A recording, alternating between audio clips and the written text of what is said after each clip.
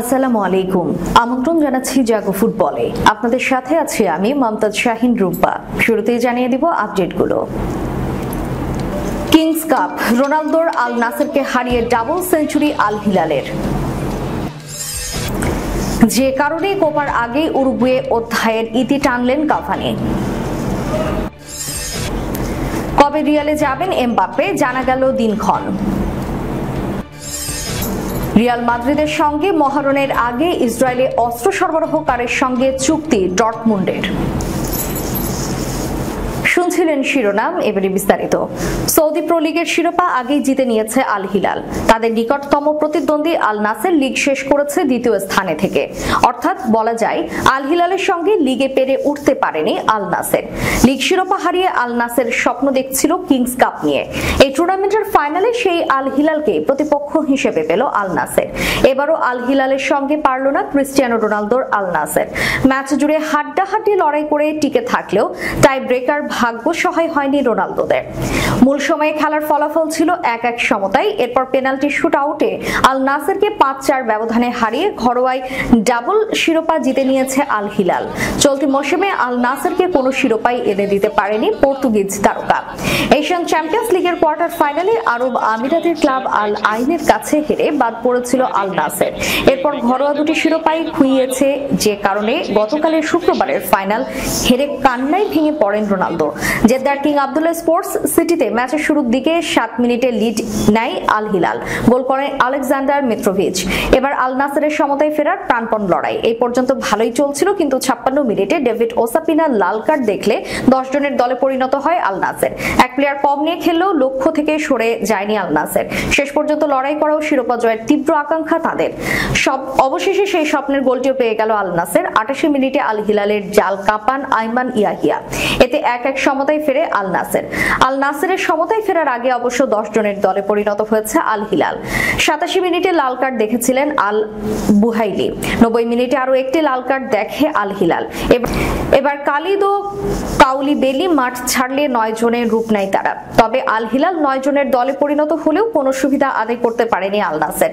অতিরিক্ত সময়ে গোল করার সুযোগ থাকলেও সফলতা দেখাতে পারেনি রোনালদোরা, যে কারণে খেলা গড়িয়েছে টাই ব্রেকারে। শেষমেশ ম্যাচ হেরে অশ্রুসিক্ত নয়নে মাঠ ছাড়তে হলো রোনালদোদের। আন্তর্জাতিক ফুটবলে এডিনসন কাভানির পথ চলা থমকে ছিল অনেকদিন ধরেই। এবার তা পাকাপাকি ভাবেই থামিয়ে দিল তিনি। উরুগুয়ের হয়ে আর দেখা যাবে না 37 বছর বয়সী স্ট্রাইকারকে। এবারের কোপা আমেরিকা দলে কাভানিকে দলে রাখার সম্ভাবনা সামান্যই ছিল, তবে এর আগেই অবসরের ঘোষণা দিলেন বোকা জুনিয়র্সের ফরওয়ার্ড। উরুগুয়ের 2011 কোপা আমেরিকা জয়ী দলের সদস্য ছিলেন তিনি।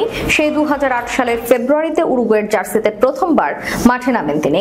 এরপর দীর্ঘ পথ চলায় দেশের হয়ে খেলেছেন তিনি 136 ম্যাচ, গোল করেছেন 58টি। দুটিতেই তিনি উরুগুয়ের দ্বিতীয় সর্বোচ্চ। গত বিশ্বকাপের গ্রুপ পর্বে ঘানার বিপক্ষে ম্যাচের পর অবশ্য দেশের হয়ে আর তাকে খেলতে দেখা যায়নি।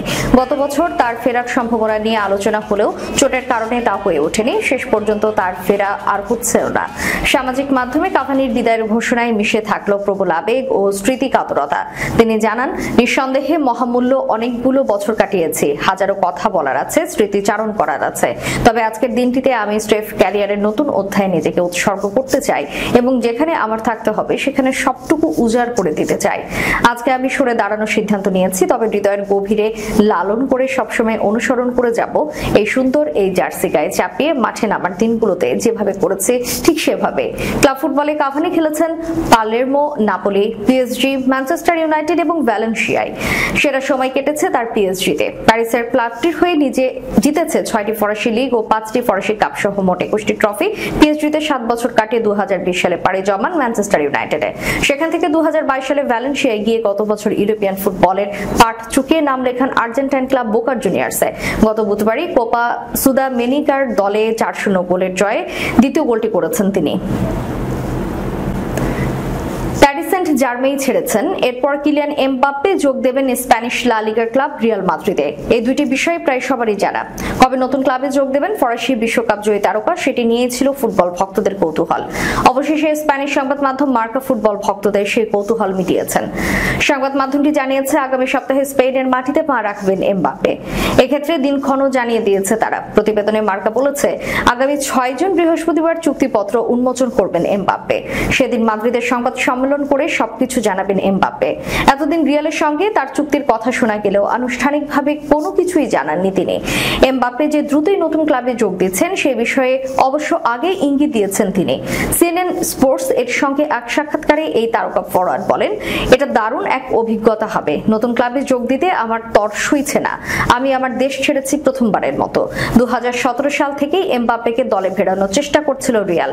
সেই সময় ফরাসি তারকার সঙ্গে চুক্তিও প্রায় সেরে ফেলেছিল স্প্যানিশ লা লিগার ক্লাবটি। বলা যায় রিয়ালকে এক প্রকার ফাঁকি দিয়ে পিএসজির সঙ্গে চুক্তি করেছিল এমবাপ্পে। প্যারিসে 7 বছর কাটিয়ে অবশেষে সেই মাদ্রিদে আসছেন 25 বছর বয়সী এই তারকা ফুটবলার। আর একদিনের অপেক্ষা, রিয়াল মাদ্রিদের বিপক্ষে চ্যাম্পিয়ন্স লিগ ফাইনালে নামবে বরুসিয়া ডর্টমুন্ড। জার্মানির অন্যতম সেরা ক্লাবটি 1997 সালে একবার চ্যাম্পিয়ন্স লিগ জিতেছে, 2013 সালে ফাইনালে উঠেও হেরেছে। এবার ফাইনালটা তাই তাদের কাছে অনেক বেশি আবেগের। সেই ফাইনালের আগেই কিনা এমন বিতর্কিত এক কাজ করলো ডর্টমুন্ড। জার্মান অস্ত্র প্রস্তুতকারী প্রতিষ্ঠান রাইনমেটালের সঙ্গে 3 বছরের চুক্তি করেছে ডর্টমুন্ড। ডর্টমুন্ডের স্টেডিয়াম, বিজ্ঞাপনী বোর্ড, প্রেস কনফারেন্স সহ নানা জায়গায় দেখা যাবে। এর পাশাপাশি ইএসপিএন জানাচ্ছে ডর্টমুন্ডের জার্সির সামনের দিকে এতদিন যেখানে 1&1 নামের টেলিকম প্রতিষ্ঠানের লোগো ছিল, সেখানে এখন রাইনমেটালের লোগো দেখা যাবে। রাইনমেটালের বিরুদ্ধে অভিযোগ আছে ফিলিস্তিনি নির্বিচার হামলা, নিরপরাধ মানুষ হত্যা করে চলা, ইসরায়েলকে অস্ত্র সরবরাহ করে তারা। জার্মান সংবাদ মাধ্যম ডার স্পেগেলকে উদ্ধৃত করে ইসরায়েলি ওয়েবসাইট ইসরায়েল ডিফেন্স গত জানুয়ারিতেই জানিয়েছিল জার্মান সরকার তাদের 10,120 মিলিমিটার ক্যালিবার ট্যাঙ্ক শেল পাঠাচ্ছে, যেগুলো তৈরি করেছে রাইনমেটাল।